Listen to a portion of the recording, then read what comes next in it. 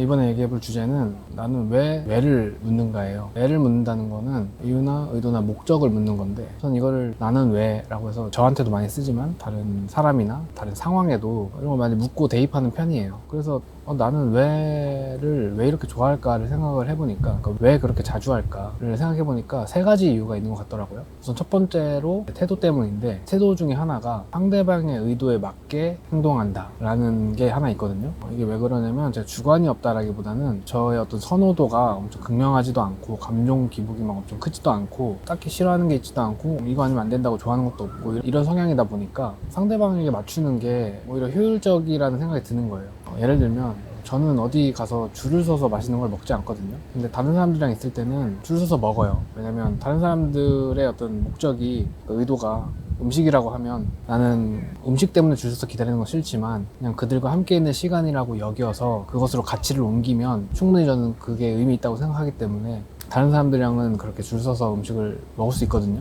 그러니까 저한테 중요한 것은 제가 어떤 의도를 가지고 있냐보다 상대가 어떤 의도를 가지고 있는지를 듣고 그 다음에 제 의도를 반영해도 충분히 만족스러운 거예요. 그래서 가장 먼저 필요한 게 상대의 이유와 의도와 목적이고, 그걸 알기 위해서 왜라는 질문을 사용하는 것 같아요. 또 하나는 편견을 갖지 않기 위해서인데요. 상대방의 행동을 보고 제 마음대로 해석해버리면 그 사람의 의도와 상관없이 편견이 생길 수도 있고 부정적으로 느낄 수도 있고, 그렇기 때문에 제가 해석할 수 없는 거는 차라리 물어보는 게 빠르고 확실하고 정확할 수 있다고 생각해서 왜를 물어보는 것 같아요. 그리고 오해를 막기 위해서 그 왜라고 하는 질문을 쓰는 건데, 누군가한테는 이 왜라고 하는 질문이 왜? 가로치고 너 이상하다 가로 닫고 이렇게 느껴질 수 있는 것 같거든요. 그러니까 결국에는 이 왜라고 하는 질문이 이미 오해한 자의 질문처럼 느껴질 수 있는 부분이 있는 것 같아요. 그래서 최대한 그렇게 느껴지지 않도록 노력을 하고 있는 편이긴 하죠. 그리고 또 다른 이유라고 하면은 더 잘 알고 싶어서 그런 마음이 있는 건데, 우리가 이제 뭔가를 좋아한다고 만약 했을 때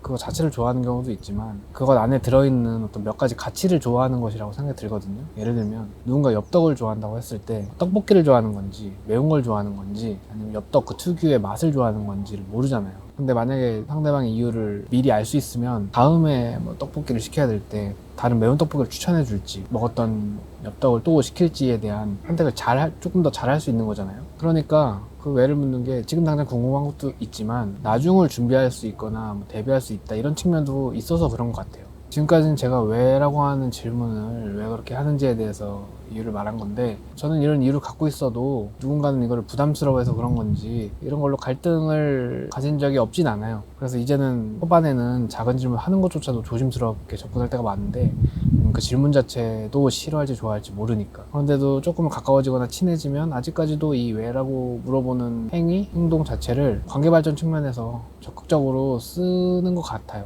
그럼 왜 다른 사람들은 이걸 부담스러워할까 생각도 좀 해봤는데, 그러니까 사실 그 이유라는 게 사실 모든 사람들이 어떤 행동을 할 때 어떤 이유와 의도와 목적을 가지고 꼭 하는 건 아니잖아요. 어쨌든 자기가 모르는 자기의 모습도 있을 거고, 안다고 해도 그거를 말로 표현하기에는 또 한계가 있을 수도 있고, 아니면 제가 물어보는 질문이 생각할 거리로 던져질 수도 있고 일처럼 느껴질 수도 있고, 아니면 저한테 파악당한다고 느낄 수도 있고, 뭐 여러 가지가 있을 것 같아요. 그래서 아직까지도 저도 잘 모르겠어요. 이 왜라고 묻는 질문이 어느 정도까지 이루어져야 되고 어느 단계에서 이루어져야 되고 이런 거를 찾아가고 있고, 한편으로는 제가 상대를 이해하기 위해서 이 왜라는 질문을 쓴다고 했지만 결국 이런 이유도 있는 것 같아요. 상대방의 의도를 먼저 파악하고 내가 행동을 해야 되는데, 내가 상대방을 잘못 파악하고 내가 행동을 잘못했을 때 나에게 돌아오는 책임이 너무 클까봐 그런 것도 있는 것 같고, 상대방을 모른다고 하는 결국에는 그 불안감과 불확실함에 대한 두려움이 있는 것 같기도 하고, 그래서 왜라고 하는 활동을 하고는 있지만 좋은 건지도 모르겠고 나쁜 건지도 모르겠고 저도 잘 모르는 아직 그 단계에 있는 것 같아요.